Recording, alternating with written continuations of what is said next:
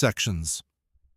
The wind came hard across the Montana grasslands that October morning, carrying the smell of dust and dying summer.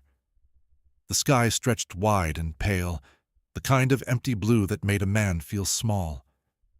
Jacob Reeves stood at the fence line of his homestead, hammer in hand, driving a new post into the cracked earth. The wood split clean under the strike. He worked without pause, his shoulders broad under a faded work shirt, his hands scarred and capable. The land around him rolled away in all directions, 300 acres of stubborn soil that fought him for every blade of grass, every head of cattle. He'd built this place from nothing. 5 years of sweat and silence, and it still felt like nothing. Parvavor. His cabin sat low against the horizon, a rough-hewn structure with a stone chimney and a single window facing east. No curtains, no flowers, no softness anywhere. Inside, a table, a chair, a bed, a stove. The minimum required for a man to survive. He'd built it alone after the fever took his parents, after the war sent him home with a limp and a silence he couldn't shake. The other homesteaders had families, children, noise. Jacob had his fence line and his cattle and the dog that followed him everywhere, a lean German shepherd named Smoke, who watched the world with yellow eyes and trusted no one. Barbers, he finished the post and straightened, wiping sweat from his forehead with the back of his hand.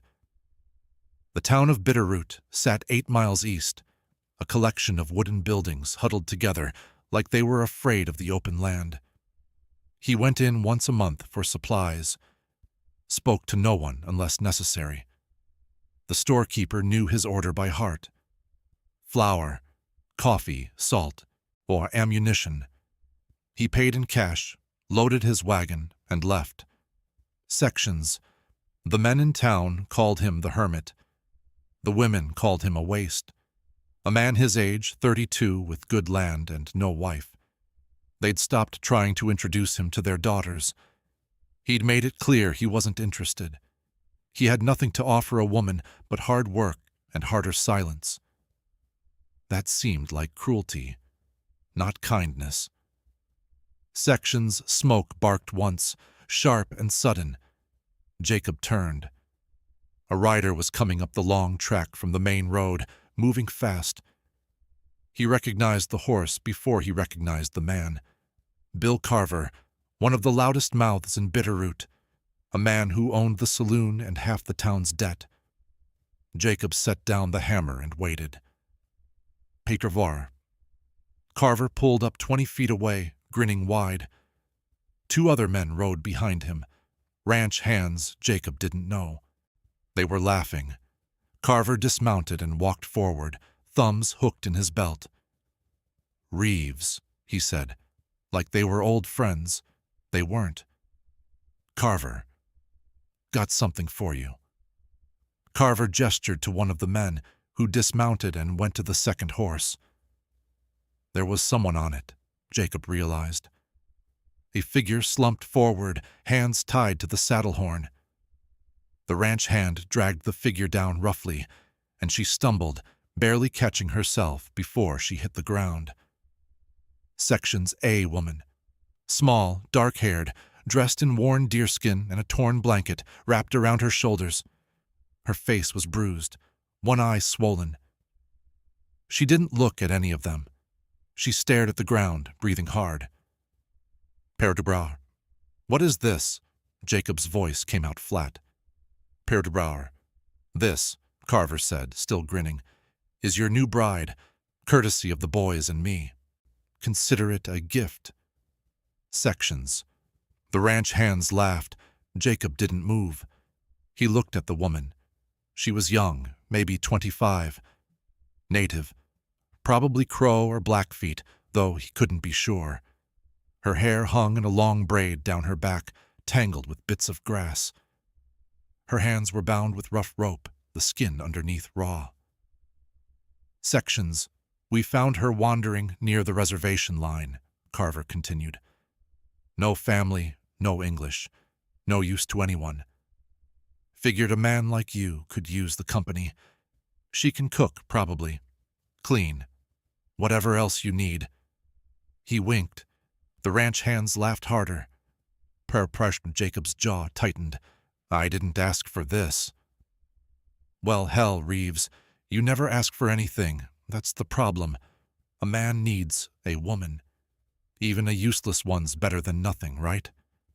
Carver slapped his thigh, delighted with himself. Besides, what's she gonna do? Run back to the reservation? They didn't want her either. The woman's head came up then, just slightly. Her eyes met Jacob's for a fraction of a second. They were dark, exhausted, and absolutely empty of hope. Then she looked away again. Jacob stepped forward. Untie her. Carver's grin faltered. What? Untie her hands. Now hold on. You brought her to my land. She's on my property. Untie her hands and get off my land. Carver's face darkened. Ungrateful son of a... Paffer died now. There was something in Jacob's voice that made Carver stop. The ranch hands shifted uneasily. Jacob didn't raise his voice. He didn't need to. He simply stood there, waiting, and the silence around him felt heavier than words. Carver spat into the dirt. Fine. Your loss, Reeves. He nodded to one of the men, who cut the ropes around the woman's wrists with a knife. She pulled her hands back immediately, cradling them against her chest. Carver mounted his horse. Don't come crying to us when you realize what a mistake you made. He yanked the reins and rode off, the ranch hands following. Their laughter echoed back across the grassland until the wind swallowed it. Jacob stood there, the woman 10 feet away from him. Smoke sat at his heel, ears forward, watching her. She didn't move. She was shaking, he realized, not from cold, from fear. He didn't know what to say. He didn't know what language she spoke. He didn't know her name, or where she'd come from, or what had been done to her before Carver found her. He only knew she was standing on his land, bruised and terrified, and those men had treated her like livestock. He took a slow step back, giving her space. Then he turned and walked toward the cabin.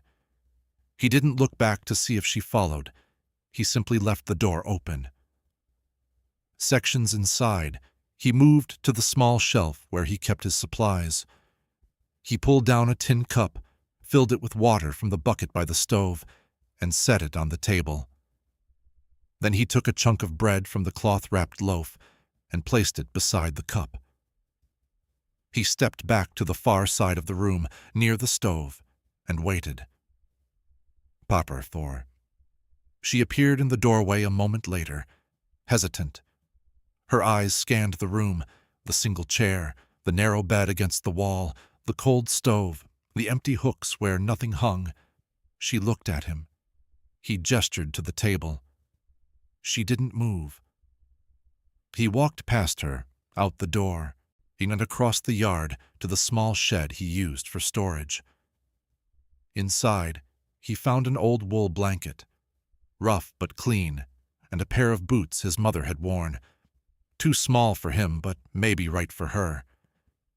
He brought them back and set them on the porch step.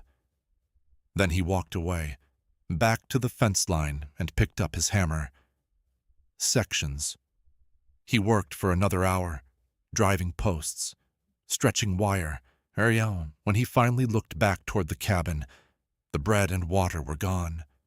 The blanket and boots were gone. The door was closed. That night he slept on the floor near the stove. He gave her the bed without discussion, simply laid out his bedroll and turned his back. He heard her move once, a soft rustling of fabric, and then silence. Smoke lay between them, a warm barrier, his head on his paws. The next morning, then Jacob woke before dawn and went outside to start the day's work. When he came back an hour later to make coffee, he found his tin plate and cup washed and set precisely where he'd left them the night before. The floor near the stove had been swept. He stared at the clean floor for a long moment, then poured himself coffee and left a second cup on the table. She emerged from the back room an hour later, moving quietly. She wore the boots he'd given her. The blanket was wrapped around her shoulders like a shawl. She looked at the coffee, then at him. He nodded toward it. She picked up the cup with both hands and drank, her eyes closing briefly. Sections over the next week, a rhythm developed. He worked outside. She stayed inside, and slowly, the cabin began to change. He'd come in to find his clothes mended, the tears in the elbows of his shirts repaired with stitches so small they were almost invisible. The stove, which he'd only ever used for boiling coffee and frying meat, began to produce smells he didn't recognize. Herbs, roots, something that made his mouth water. She foraged, he realized. She left the cabin in the early mornings and came back with bundles of plants he'd walked past 1,000 times without seeing. Paragraph. She cooked things he had no names for. Stews thick with wild onions and roots that tasted like earth and sweetness. Bread made from the cornmeal he'd bought for the chickens, transformed into something soft and rich. She worked without speaking, her movements efficient and precise. He ate what she made and felt something shift inside him. The meals weren't just food. They were care, attention, the kind of thing he hadn't tasted since his mother died. Sections. He started leaving things for her. A knife with a good edge, a basket he'd woven years ago and never used, a small pot he'd bought on impulse and forgotten about. She used them all.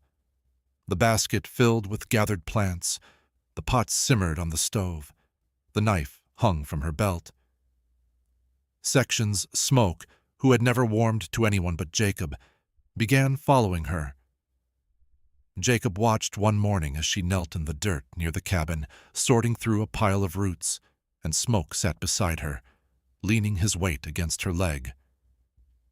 She reached out absently and scratched behind his ears. The dog's tail thumped once against the ground.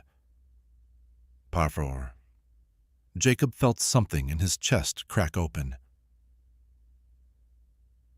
2 weeks after her arrival, he found her standing near the back of the cabin, staring at a patch of bare earth. It was a spot he'd always meant to do something with, but never had. She turned when she heard him approach, and for the first time, she didn't look away immediately.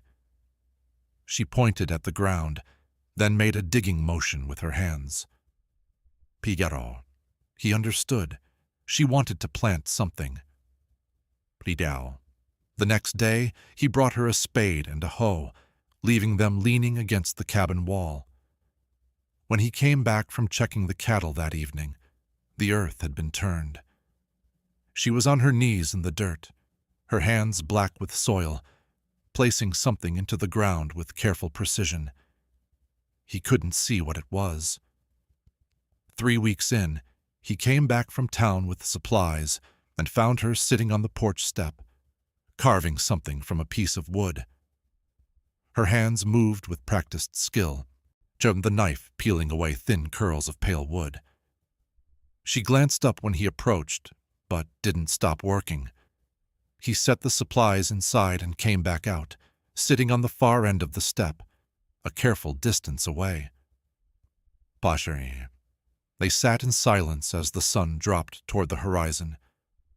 The wind had calmed. The air smelled like sage and wood smoke. She finished whatever she was carving and held it up to the light. A small bird, wings spread, every feather defined. She set it on the step between them and went inside. Sections, Jacob picked up the carving. It was beautiful, delicate and strong at the same time.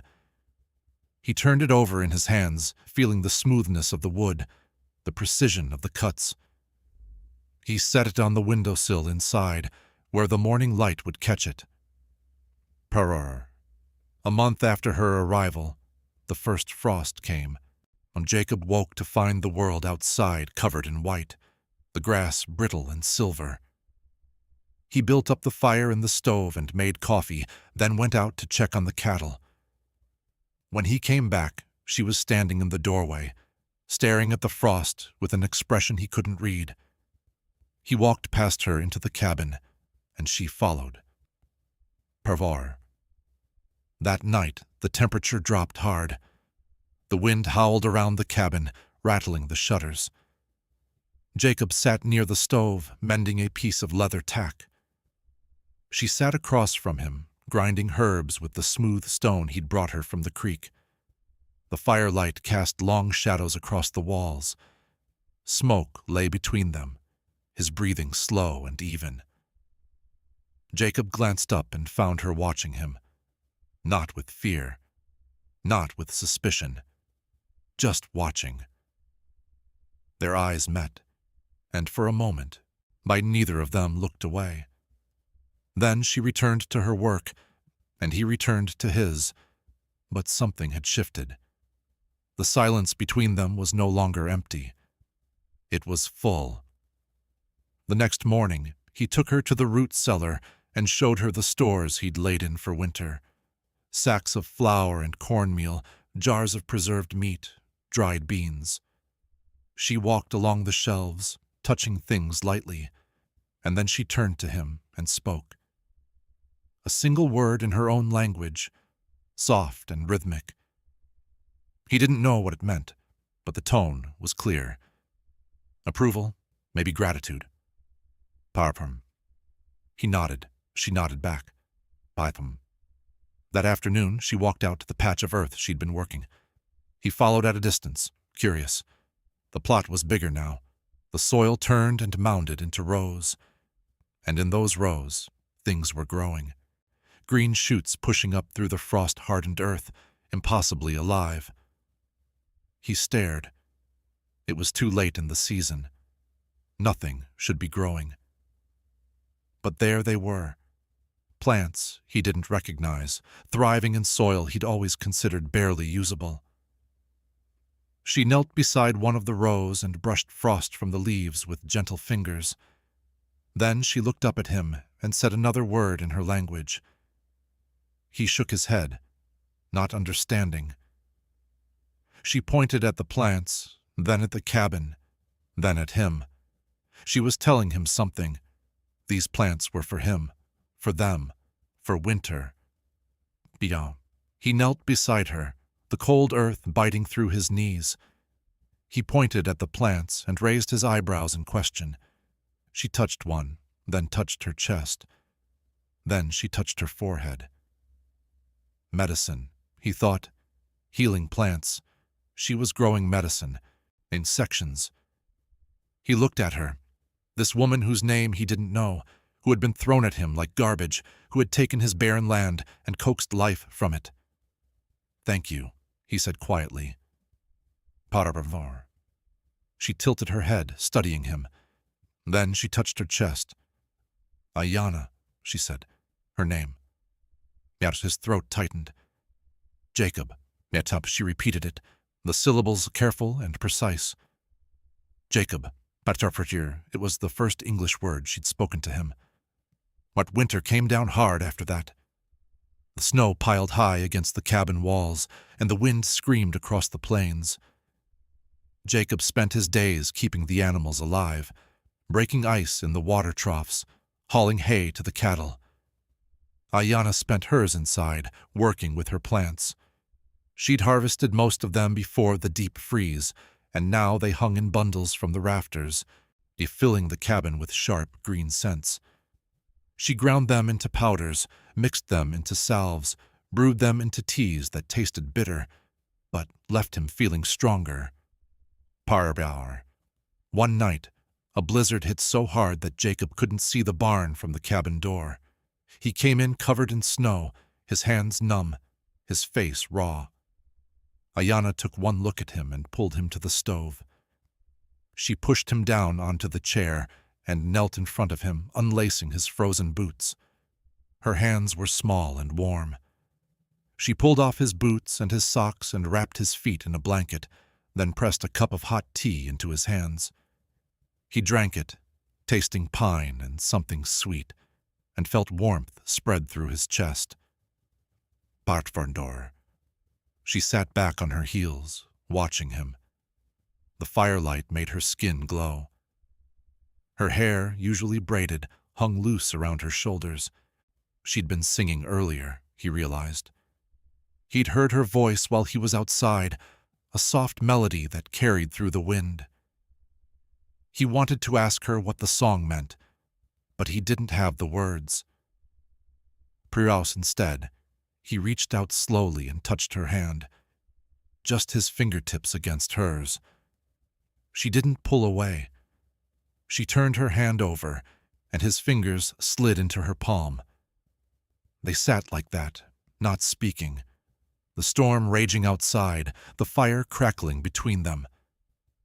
The winter stretched on, weeks blurred together.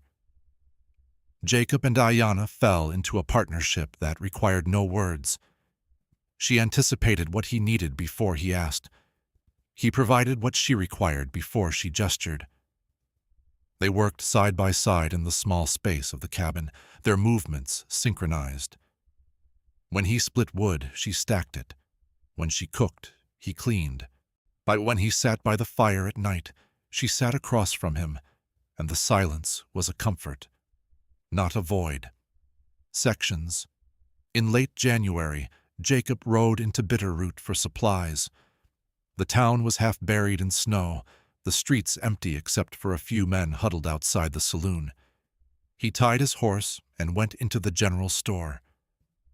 The storekeeper, a man named Paulson, looked up and his eyebrows rose. "Reeves, didn't expect to see you till spring." Parfuror needed a few things. Parfuror's Paulson started pulling items from the shelves. "How's that squaw working out? Heard Carver gave her to you." Parford Jacob's hand tightened on the counter. "She has a name." Poor Paulson blinked. "What?" Parford, "Her name is Ayanna." Parford, "Right, sure. Well, is she earning her keep?" Carver said she was useless. Can't even speak English. Parfurish, "She speaks fine," Jacob said, his voice cold. "And she's more useful than any man in this town." Parfar Paulson stared at him. Jacob paid for his supplies and left. Pavbro, he was loading the wagon when Carver stepped out of the saloon. Well, the hermit emerges." Carver walked over, swaying slightly. "Drunk, even in the middle of the day." "How's that gift we gave you? She run off yet?" Parfars, "No." Parfars, "Huh, surprising. Figured she'd freeze or starve by now, unless you've been keeping her warm." Carver grinned, ugly and knowing. Parfor, Jacob turned to face him fully. "You want to finish that sentence?" Pararth Carver's grin faded. "Just saying, Reeves. A woman like that, she's not worth much. You could do better." "I couldn't." Carver's eyes narrowed. "You getting attached? That's a mistake. She's just a... Careful." The word came out quiet, but it stopped Carver mid-sentence. Jacob stepped closer. "You brought her to my land. You put her in my care. That makes her mine to protect. You understand?"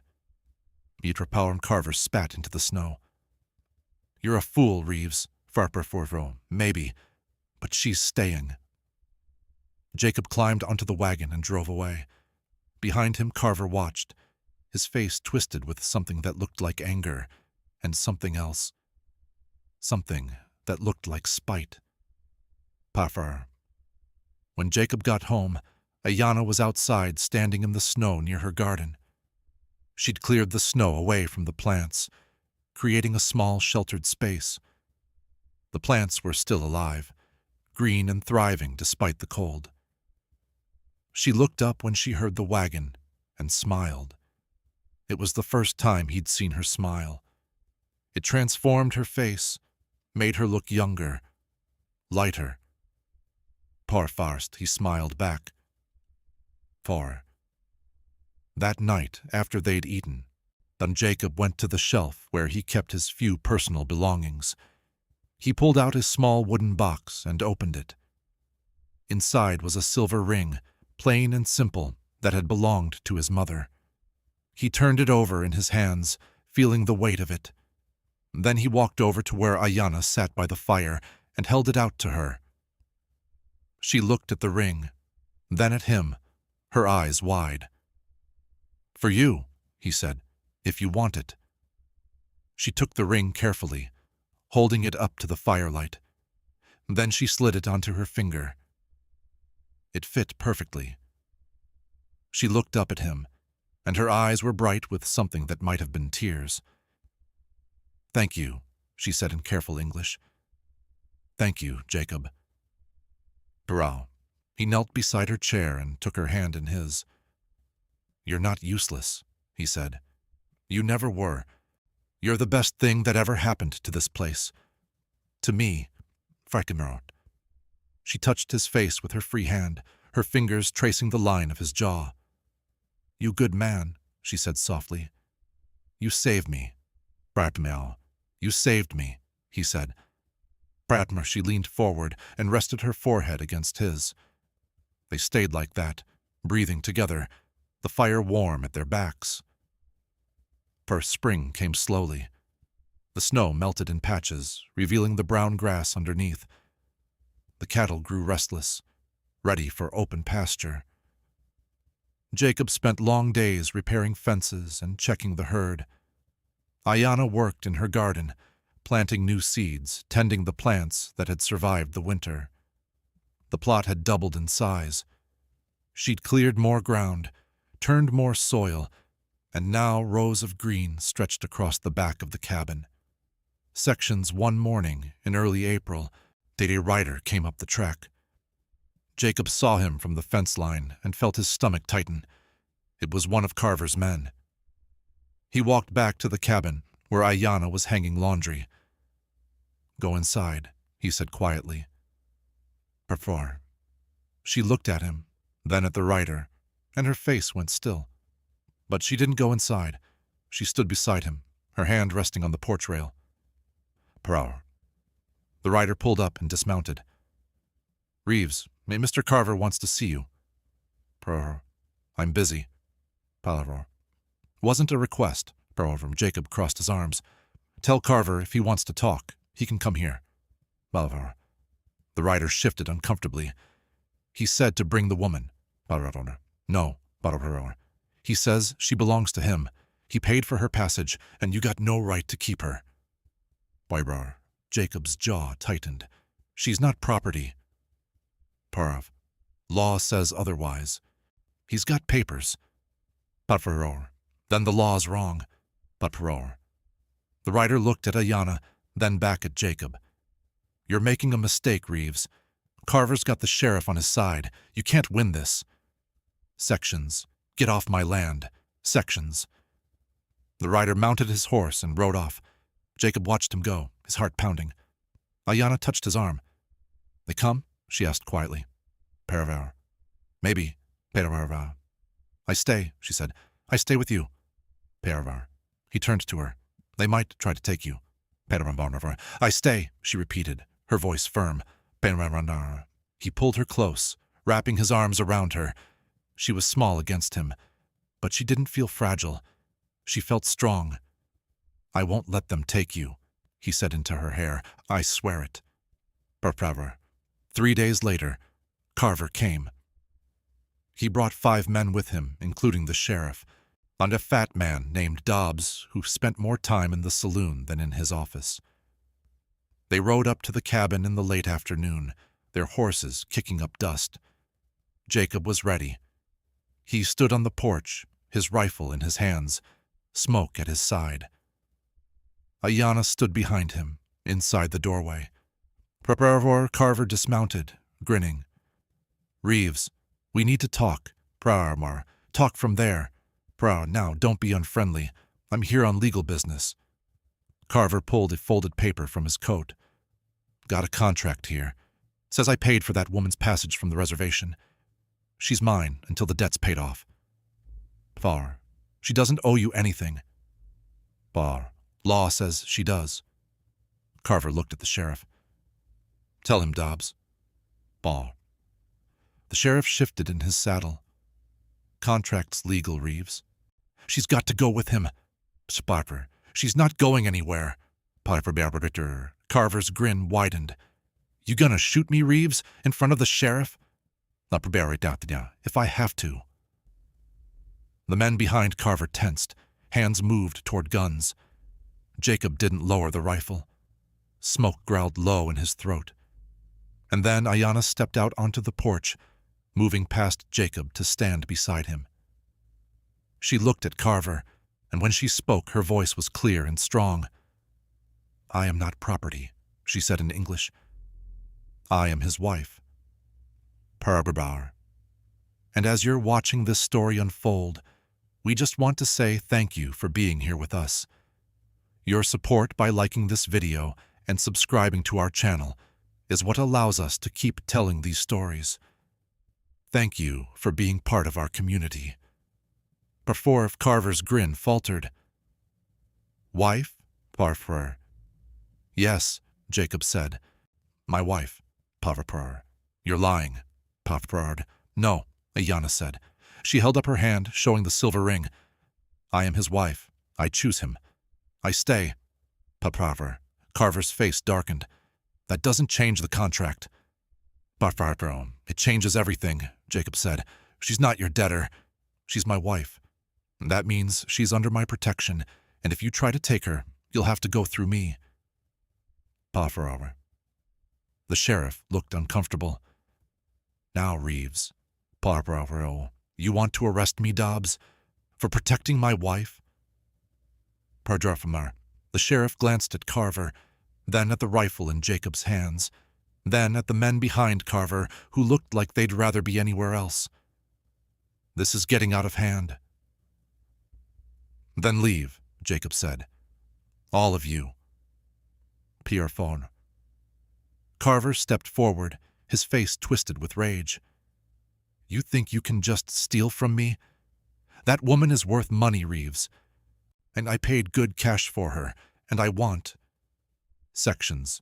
She's not for sale, Jacob said, his voice dropping to something cold and final. She never was.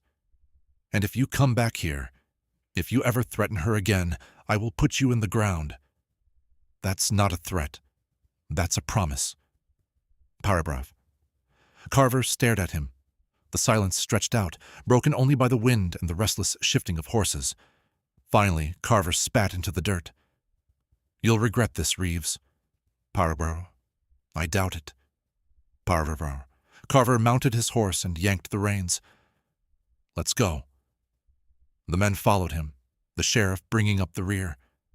They rode down the track and disappeared into the distance. Jacob didn't lower the rifle until they were out of sight.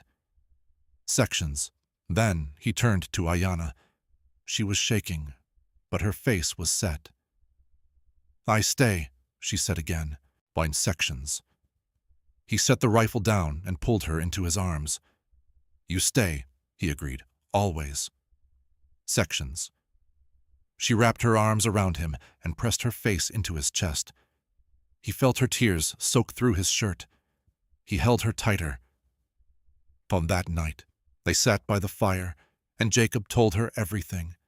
About his parents, about the war, about the loneliness that had carved him hollow.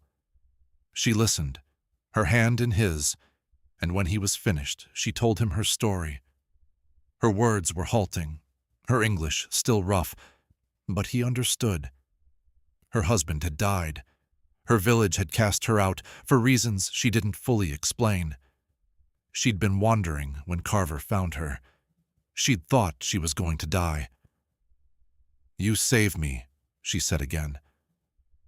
We saved each other, he said. She leaned against him, and he wrapped his arm around her shoulders. They sat like that until the fire burned down to embers. Spring turned to summer. Ayanna's garden exploded into life. The plants grew tall and lush, their leaves broad and green.